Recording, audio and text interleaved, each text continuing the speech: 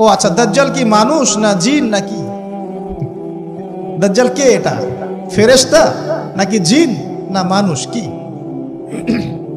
এটাও একটা প্রশ্নের বিষয়।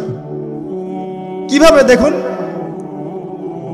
আল্লাহ নবী সাল্লাল্লাহু আলাইহি ওয়াসাল্লাম বলছেন, নূহ আলাইহিস সালামের সময়ও নূহ আলাইহিস সালাম তার কওমকে দাজ্জাল সম্পর্কে সতর্ক করেছেন।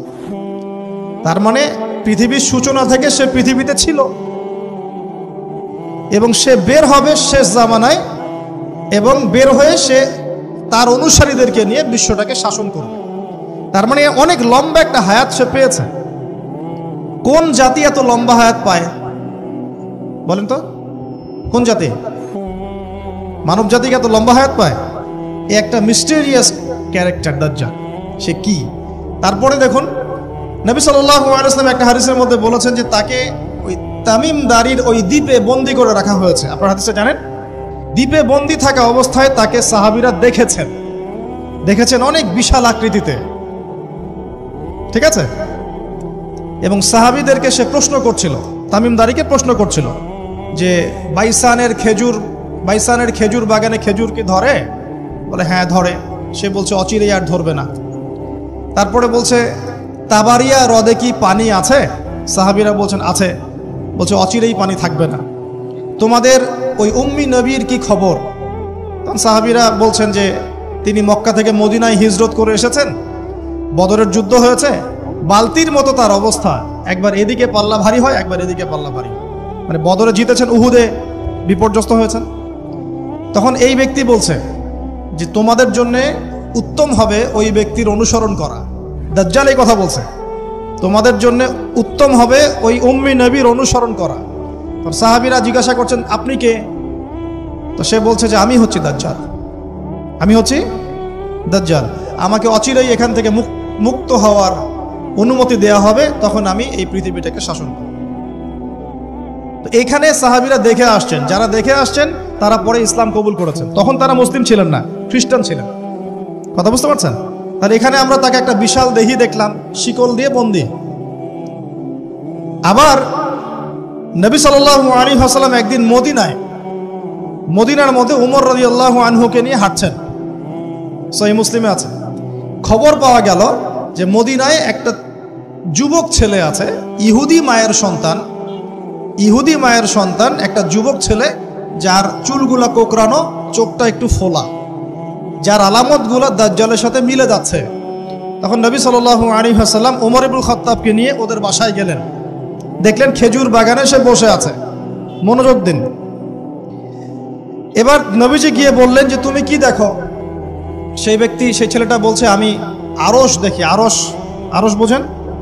সিংহাসন। কোথায় তোমার আরশ? সেই ছেলে বলছে পানির উপরে। কোথায়? পানির উপরে। নবীজি বলছেন তুমি তো তাহলে শয়তানকে দেখো। নবীজি বলছেন তুমি কি বিশ্বাস করো যে আমি শেষ নবী? সেই ছেলে বলছে আপনি কি বিশ্বাস করেন যে আমি নবী? কি বুঝতে পারছেন কথা আমার? নবীজি বলছেন তুমি কি বিশ্বাস করো যে আমি শেষ নবী? সেই ছেলে বলছে আপনি কি বিশ্বাস করেন যে আমি নবী? উমর রাদিয়াল্লাহু আনহু তরোয়ালের খাপ খোলা সারা। তিনি বললেন যে ইয়া রাসূলুল্লাহ অনুমতি দেন, এর গর্দানটাকে নামাই দিই, বেয়াদব, আপনার সাথে বেয়াদবি করছে। তখন নবী সাল্লাল্লাহু আলাইহি ওয়াসাল্লাম বললেন দাআহু ইয়া উমর, তাকে ছেড়ে দাও। যদি সে সত্যিকার অর্থেই দাজ্জাল হয়ে থাকে, তুমি উমর তাকে হত্যা করতে পারবে না। কেন হত্যা করতে পারবেন না? কারণ দাজ্জালের নিহত হওয়া লেখা আছে ঈসা আলাইহিস সালামের হাতে। কার হাতে? ঈসা আলাইহিস সালাম যখন আসবেন, এই প্যালেস্টাইনের বাবে লুদ নামক জায়গায় দাজ্জালকে মারা হবে। ঠিক আছে কথা? তাহলে ওমর তুমি তাকে হত্যা করতে পারবে না। আর যদি সে দাজ্জাল না হয়ে থাকে, নিরপরাধ মানুষকে হত্যা করে কোনো লাভ নাই। এখানে চান্স নেওয়া হলো 50-50।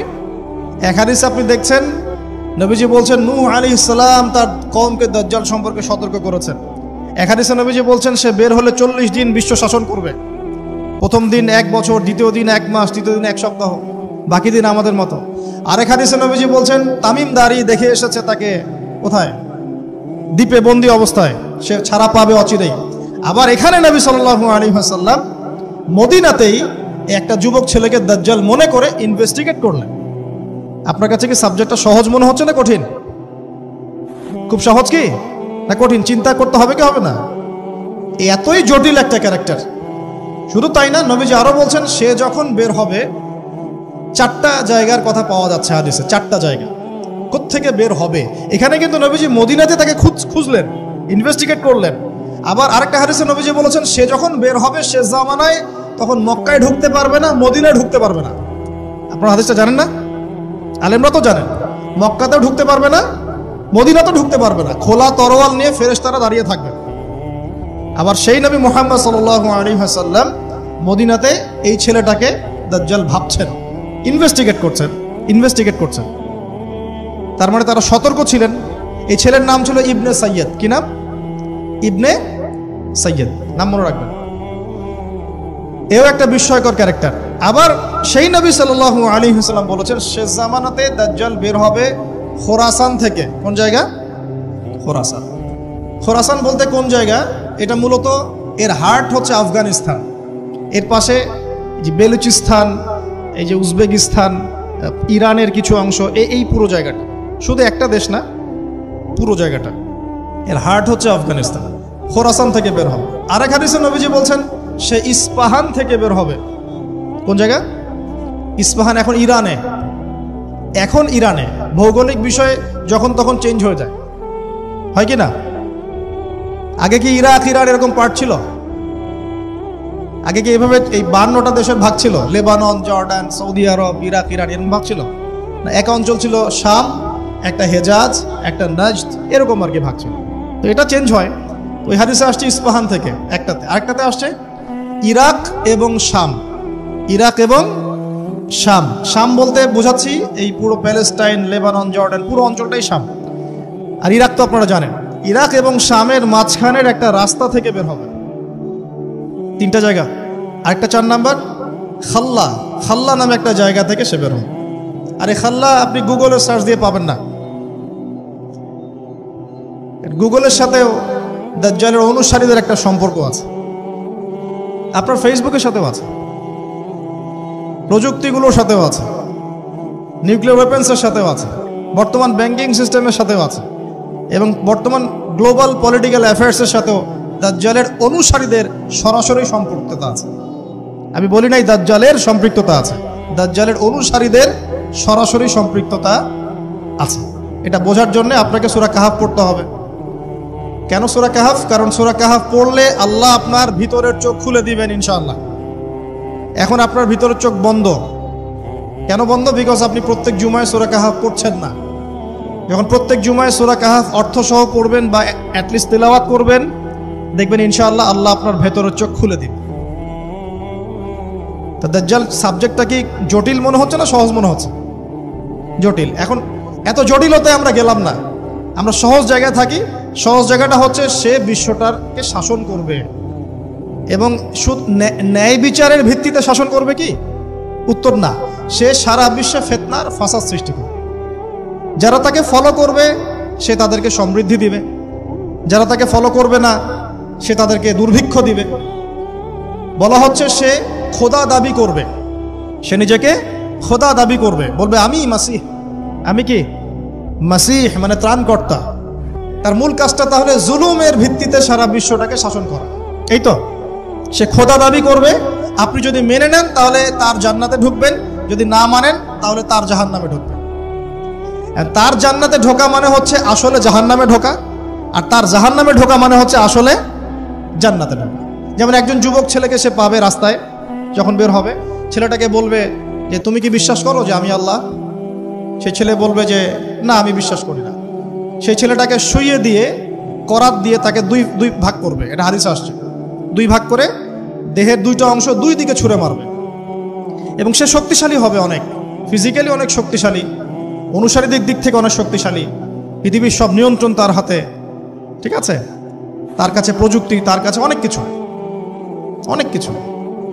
মানে সবচেয়ে বড় ফিতনা, মানে সবচেয়ে বেশি শক্তিশালী, সবচেয়ে বড় মানে পাওয়ার, মিলিটারি পাওয়ার, সবচেয়ে বড় ইকোনমিক পাওয়ার, সবচেয়ে বড় মিলিটারি অ্যাফেয়ার্স, যা আছে সব। তো এর জন্য একটা যুবক ছেলেকে কেটে 2 পিস করে ফেলা কি এমন বিষয়? এখনই তো কত কি করা হচ্ছে, তাই না? আরে ভাই হচ্ছে তো, আমরা জানি তো। এই যে আমাদের প্যালেস্টাইনের একটা বাবাকে দেখলাম যে ছেলের শুধু হাত আর পা নিয়ে কান্নাকাটি করছে, মাথা নাই, বডি খুঁজে পাওয়া যাচ্ছে না। তো এখনই তো অনেক কিছু করছে ওর অনুসারীরা। তো সে যখন বেরোবে একটা যুবককে 2 পিস করে ফেলা কোনো বিষয়? একদিক এদিকে ছুঁড়ে মারবে আর একদিক ওইদিকে, এরপরে আবার জীবিত করবে তাকে, আবার জীবিত করবে। মানে তাকে আল্লাহ পাক এরকম কিছু ক্ষমতা দিবেন মানুষকে পরীক্ষা করার জন্য। জীবিত করার পরে বলবে আমি তোমাকে মৃত্যু দেওয়ার পর জীবিত দিলাম, এখন কি জীবন দিলাম, এখন কি তুমি বিশ্বাস করো যে আমি আল্লাহ? এই ছেলে এবার বলবে যে এখন আমার পুরো ইয়াকিন হয়ে গেছে যে তুই দাজ্জাল। কারণ আমি এই হাদিসটা জানতাম যে এক ছেলেকে সেভাবে কেটে টুকরা টুকরা করে আবার জীবিত করে বলবে যে আমি আল্লাহ, তুই কি বিশ্বাস করিস? তবে আমি জানতাম না যে সেই যুবক ছেলে আমি। তো বলা হচ্ছে এই যুবক ছেলে অনেক বড় শাহাদাতের মর্যাদা পাবে। তার মানে বোঝাতে যাচ্ছে সে এত শক্তিশালী হবে যে সে যা ইচ্ছা তাই করতে পারবে, যা ইচ্ছা তাই। এখন কি আপনারা দেখছেন না যে গাজাতে যা ইচ্ছা তাই করা হচ্ছে? যা ইচ্ছা তাই।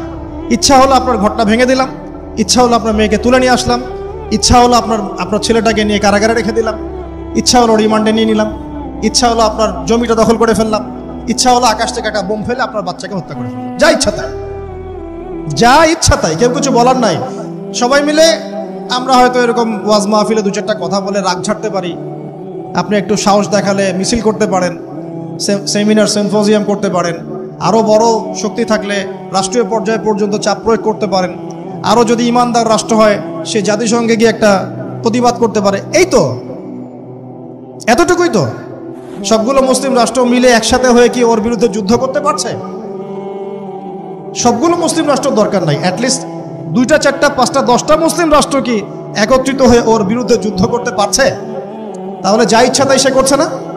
এবং এত মানবতা বিরোধী অপরাধ করার পরেও বড় বড় পশ্চিমা country, specially United state of America এসে বলে দিবে যে আমি আমার মিত্রর পাশে আছি, যা ইচ্ছা তাই করুক, আমি ওর পাশে আছি। এবং কথাগুলো তারা খুব ঠান্ডা মাথায় বলে, আমাদের মতো ওই যে পলিটিক্যাল চিল্লা ফেল্লা করে কথা বলে। আমরা ওয়াজ মাহফিলে যে একদম চিল্লা চিল্লি করে গলা ফাটায় ফেলে দিই একদম, হ্যাঁ, মানুষের আবেগ বুঝে ওয়াজ করি, মানুষের আবেগ বুঝে ওয়াজ করি। জোরে জোরে বললে মানুষ জোরে জোরে ঠিক বলবে, আমার ভিউ বাড়বে। আদতে এগুলো কথা বলার আদব না, এগুলো কিন্তু কথা বলার আদব নয়। এখন বিষয়টা দেখুন, ঠান্ডা মাথায় বলে দিবে আমরা আমাদের মিত্রের পাশে আছি। তাহলে ও যা ইচ্ছা তাই করছে না? একটা ছোট রাষ্ট্র যদি যা ইচ্ছা তাই করতে পারে, দাজ্জাল করতে পারবে না? তাই মনে হয়। এখন সে এভাবে বিশ্বটাকে শাসন করবে। আপনি যদি মেনে নেন তাহলে আপনি সমৃদ্ধি পাবেন, না মানলে আপনাকে দুর্ভিক্ষ দিয়ে দিবে। একটা কওমের পাশ দিয়ে যাবে, বলবে তোমরা কি বিশ্বাস করো যে আমি আল্লাহ? বলবে হ্যাঁ বিশ্বাস করি। ব্যাস, এদেরকে সমৃদ্ধি, সোনা দানা হীরা জহরত যত খাজানা খনি আছে দিয়ে দিবে। একটা কওমের পাশ দিয়ে যাবে, বিশ্বাস করো আমি আল্লাহ, সে বলবে না আমরা বিশ্বাস করি না, তার ইমানদার। ওদের উপর বৃষ্টি বন্ধ হয়ে যাবে, দুর্ভিক্ষ। এখন দুর্ভিক্ষ, বৃষ্টি বন্ধ হওয়া ইত্যাদির অনেক ব্যাখ্যাও আছে। মূল কথাটা আসেন, সে যদি বিশ্বটাকে শাসন করতে চায় তার অনুসারীর দরকার আছে কি নাই? আছে না নাই? আচ্ছা, এবার একটু ভালো করে বোঝেন। মনে করেন আপনার নাম হচ্ছে আমাদের আব্দুল্লাহ ভাই, মনে করেন, বা আব্দুর রহমান, ঠিক আছে? আব্দুর রহমান ভাই আমাদের মনে করেন যে বিশ্বটাকে শাসন করতে চায়। তাহলে ভাই আপনি বলেন তো, এই বিশ্বের অর্থনীতি আপনার নিয়ন্ত্রণ করতে হবে কি না? হবে না? হবে না? না নিয়ন্ত্রণ করে কি আপনি বিশ্ব শাসন করতে পারবেন? আচ্ছা, আপনাকে বিশ্বের এই পুরো গ্লোবাল অ্যাফেয়ার্স, পলিটিক্যাল অ্যাফেয়ার্সগুলো নিয়ন্ত্রণ করতে হবে কি না? হবে কি হবে না? আচ্ছা, আপনাকে বিশ্বের মিডিয়াগুলো নিয়ন্ত্রণে রাখতে হবে কি না? হবে কি না? আপনাকে বিশ্বের বড় বড় অস্ত্রশস্ত্রগুলো নিজের করে মজুত করতে হবে কি না? বিশ্বের সবচেয়ে দামি বিষয়গুলো যেমন অয়েল, গোল্ড, সিলভার, পেট্রোডলার, এগুলো আপনার নিয়ন্ত্রণে থাকতে হবে কি না? থাকতে হবে। আচ্ছা, বিশ্বের অর্থনীতি থেকে শুরু করে, রাজনীতি থেকে শুরু করে, সমরনীতি থেকে শুরু করে, মিডিয়া, প্রযুক্তি, এগুলো আপনার নখদর্পণে থাকতে হবে কিনা? তার মানে দাজ্জাল যদি বিশ্ব শাসন করতে চায় তাকে এই প্রত্যেকটা বিষয়কে নিয়ন্ত্রণ করতে হবেই। এখন আমার প্রশ্ন, সে কাদেরকে নিয়ে বিশ্ব শাসন করবে? উত্তরটা হাদিস থেকে নিয়ে নেবেন। নবী সাল্লাল্লাহু আলাইহি ওয়াসাল্লাম বলেছেন সে ইহুদিদেরকে নিয়ে বিশ্ব শাসন করবে। মুসলমানদেরকে নিয়ে না, বৌদ্ধদেরকে নিয়ে না, খ্রিস্টানদেরকে নিয়ে না, অন্য কাউকে নিয়ে না। কাদেরকে নিয়ে? এমনকি ইস্পাহান যে শহরটার কথা এসেছে, ওই জায়গাটার থেকেও 70,000 ইহুদি তার সাথে যোগ দিবে। কত হাজার? আরো যোগ দিবে এক শ্রেণীর মেয়ে। এক শ্রেণীর মেয়ের কথা আসছে, যাদেরকে আপনি ঘরে রাখতে পারবেন না, তাদের বাবা, ভাই, স্বামী মিলেও ঘরে বেঁধে রাখতে পারবে না, ছুটে ওর সাথে যোগ দিবে। এক শ্রেণী হচ্ছে ইহুদিরা, এক শ্রেণী এরকম মেয়েরা, আর এক শ্রেণী হচ্ছে কিছু মুনাফিক, যার অন্তরে সামান্য পরিমাণ নেফাকিও থাকবে, সেও শেষে ওর সাথে গিয়ে যোগ দেবে। মূল যোগ দিবে কারা তাহলে? মূল বাহিনীটা কাদেরকে নিয়ে গঠিত বলেন? আচ্ছা, এখন আপনি আমাদেরকে বলেন, এবার আমার দিকে তাকান, ফোকাস করেন, এখান থেকে আমরা আস্তে আস্তে আস্তে আস্তে একটা কনক্লুশনে আসবো।